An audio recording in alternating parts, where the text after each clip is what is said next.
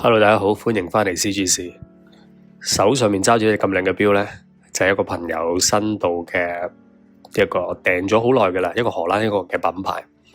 咁我哋約咗呢喺銅鑼灣一間餐廳，咁睇住佢打開個盒啦，見到入邊隻錶，咁好靚嘅，但第一下呢個顏色已經好吸引，嗰個錶帶啦，嗰個 case 啦，個 buckle 呢都好特別。咁啊，好耐呢冇見過一啲品牌呢。即係撳到自己嘅 design language 係加咗入去，咁一睇呢啲咁樣嘅嘢咧，就知道落咗好多心機，而唔係啲工廠大量印嗰啲殼要轉個顏色啦。我唔知係咪有人慶祝佢有新錶咧，就咁樣有人生日。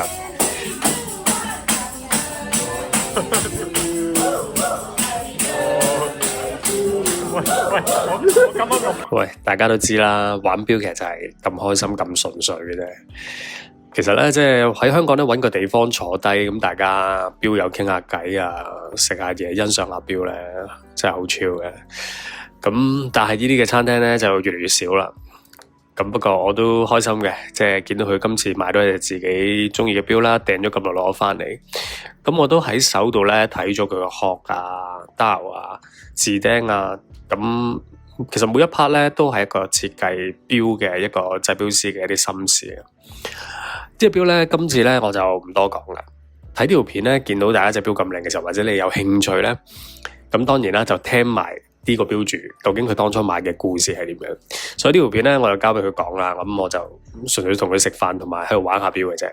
OK，咁咧就唔好錯過啦。咁準備開始啦。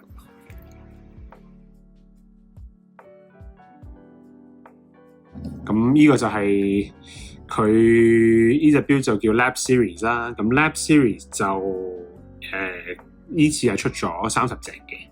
咁佢個 Lab Series 嗰個名嘅由來就係佢哋即係當自己工作室係好似一次 lab 咁樣嚟去做好多唔同嘅 experiment 啦，咁樣嚟去設計佢呢隻錶嘅。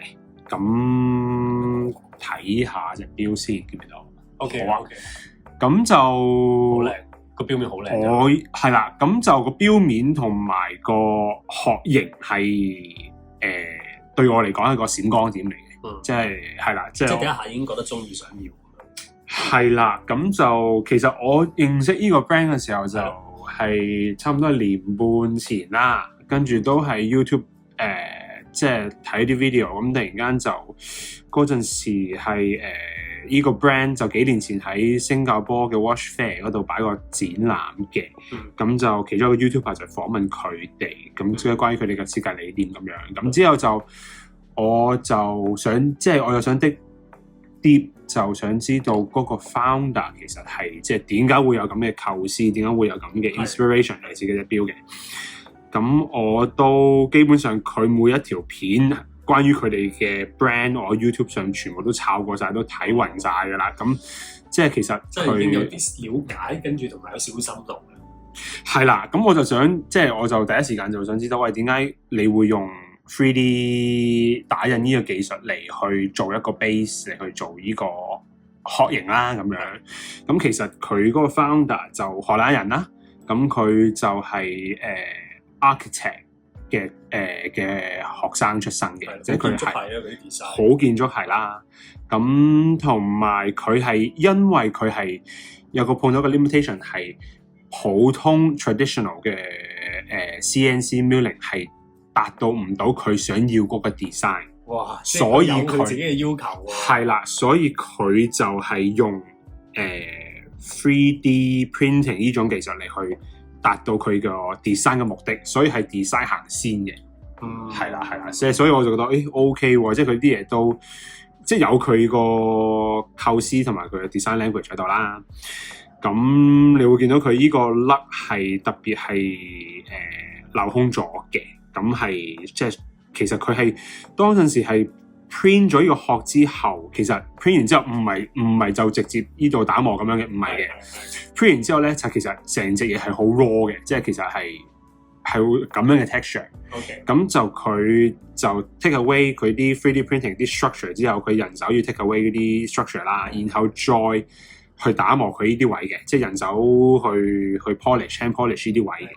咁就達到呢個目的啦咁樣。咁佢嘅 dial 都特別嘅，咁佢就係based on佢之前嘅 series 嘅 experience 啦，咁就係呢個係 copper， 應該係銅啊。黃銅咁樣，咁佢就去做一個 oxidization， 係一個氧化嘅技術，好似做咗3次，我睇佢嘅 interview 咁樣，跟住就做咗好多試驗，咁就達到呢個效果嘅。跟住之後係點樣買呢隻錶咧？哦，嗰陣時就係落 order 嗰陣時就係上網落嘅，咁但係咧，咁啱就上年8、9月咧，咁我同我太太就去荷蘭同埋德國去玩嘅，咁就我就即係去一個地方，咁就 search 下，即係嗰度係咩 brand 啊，咁啱我就即係發現到，即係我去阿姆斯特丹，咁其實佢依間工作室咁喺荷蘭個地方叫 Delft 嘅，咁 Delft 就係喺阿姆斯特丹火車程大概個半鐘咁樣，咁我哋特登搭個半鐘過去，我就特登搭個半鐘去揾佢哋嘅。最難嘅點係你點樣叫埋老婆同你搭半個鐘頭過去？因為行程都係我 plan 嘅，咁每次 trip 都我 plan 嘅，咁所以其實去邊度咧，咁佢都有我去 plan 噶啦。咁佢 OK 嘅，好開心喎！即係你真係特登搭過嚟，咁樣搭個半鐘過去揾佢。咁就係咯，我就同佢講話幾時會 visit 你哋啊？咁就即係有冇得唔得閒去啦？去睇下你個廠即係佢工作室啦，咁啊 OK 嘅。跟住好 nice 啦，佢哋咁就成個 team 其實唔多人嘅，就係4、5個人度啦。我好中意啲，唔使咁多。係啦，咁佢好 friendly 嘅，咁就我到咗之後，咁佢就帶我哋去佢之前個工作室，咁 which is 係而家係一間餅店嚟㗎啦。係啦，佢就話之前我就係瞓喺呢個工作室嗰度啦，就做嗰即係我第一系列嘅錶啦，係啦，因為佢嗰時即係可能係學生咁樣，都唔係咁多錢啊，咁就所以佢就瞓喺工作室嗰度做佢第一個 series 嗰啲錶，咁佢同佢講係啦，跟住就去嗰個係啦，跟住就睇第一間工作室，跟住之後佢又帶我去睇未來佢會搬去嗰個地方，咁 which is 係好大嘅。差唔多3個籃球場咁大嘅，哇！係啦，搞好大，係啦，因為佢有個 vision，佢有 share 同我講，佢就想喺即係荷蘭嗰度，即係搞啲horology school 啊，即係鐘錶學校啊，教訓練一啲即係本地嘅 watchmaker 出嚟嘅，佢有咁嘅 vision 嘅。咁我覺得都好佩服啦，佢哋即係呢個 brand 有咁嘅 vision。係啊。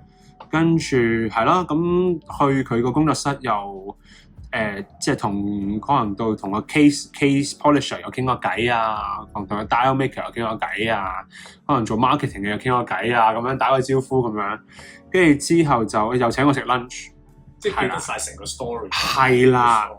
跟住我入到去就佢將好多唔同嘅即係佢設計個錶款擺喺台啦，就俾你試下上手啊，咁樣即係覺得點啊咁樣。跟住嗰陣時我已經係 pre-order 咗依隻嘅，跟住佢有隻 prototype 喺度，跟住佢話你有冇時間？我話有喎，我話大概喺呢個town你呢個 town 入邊可能 spend 2個鐘咁樣去行下啦咁樣。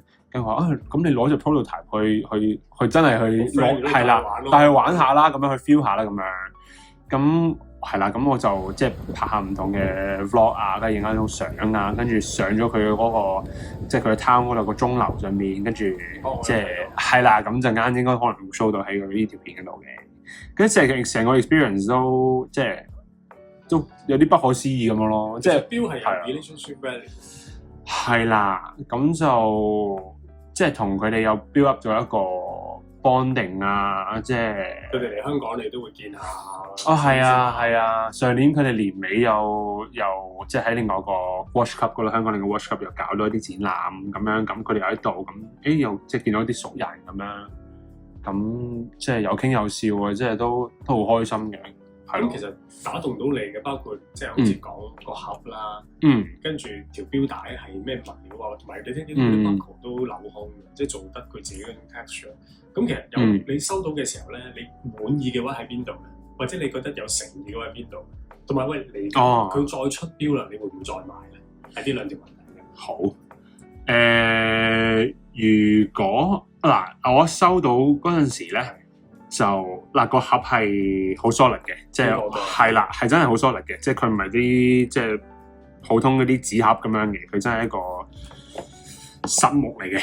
咁好難得，好難得。我覺得係啦，我唔知啊。真係講真係啊，我唔係玩好多 micro brand，但係我覺得應該係比應該難得啩。好難得。你睇佢嘅 structure 咧，呢啲你就知咧，佢唔係嗰啲即係嗰啲入榫嗰啲係嘛？佢唔係，呢個佢自己咁樣，我睇嗰啲係自己焊接揼啊！你睇呢度啲紋嘅，俾大家睇嘅，係嘛？好有心機。佢係你同我講好似話個盒係揾佢哋當地啲製木盒嘅師傅做。哦，係啊，佢係製雪茄錶盒嘅，係啦。跟住係啦，跟住除咗錶之外咧，咁我都 surprise 嘅係佢即係 handwritten 嘅封信。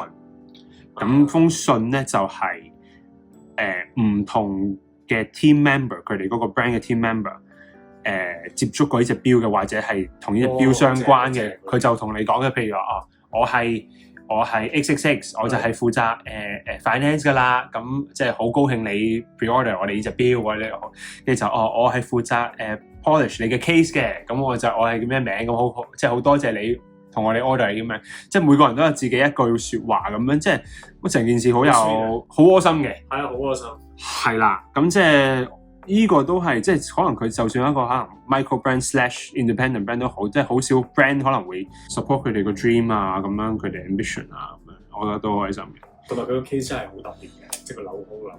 係啦，個 case 即係我覺得係佢。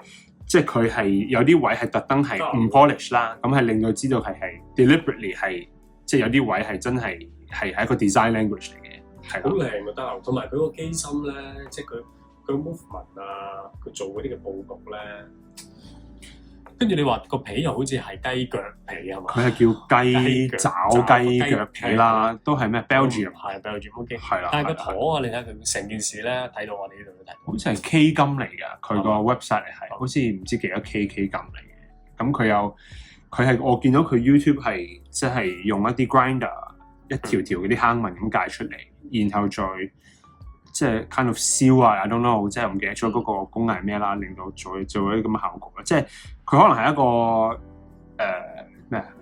統一機芯啦，即係可能係 SW300 啦。咁但係佢都有佢啲改得好犀利，個陀都好特別。係啦，佢有佢嘅 design language 喺度咯，係啦。咁 which is 都 impress 到我嘅，係啦。咁如果佢未來再出，咁佢 invite 嘅，你會唔會再買咧 ？New model？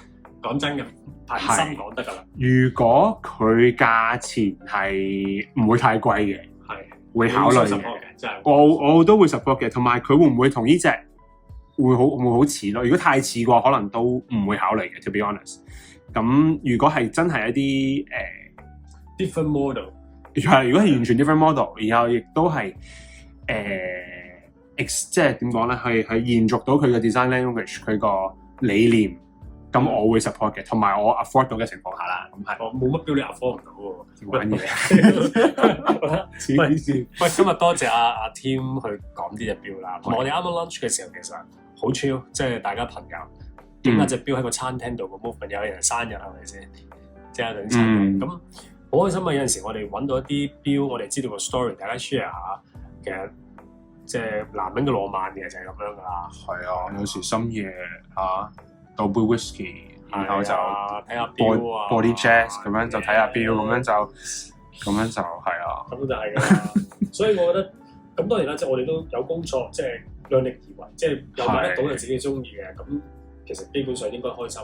冇錯，咁有壓力啦，即係諗 resell 嗰啲有時好辛苦㗎啦，即係心態即係好辛苦。OK，喂，多謝添。咁如果大家咧對呢個品牌有興趣嘅咧，咁啊記得。即係去再上網睇下佢仲有冇其他 model 你啱嘅 order 啦，OK？咁啊，我自己即係做個總結咧，我覺得隻錶真係好 impress 到我，即係佢做嘅嘢係好唔係一般嘅錶咯，我只係咁講。OK，今次我哋講到呢度啦，Tim 少好嘛？喂，好 ，thank you。OK，拜拜。拜拜。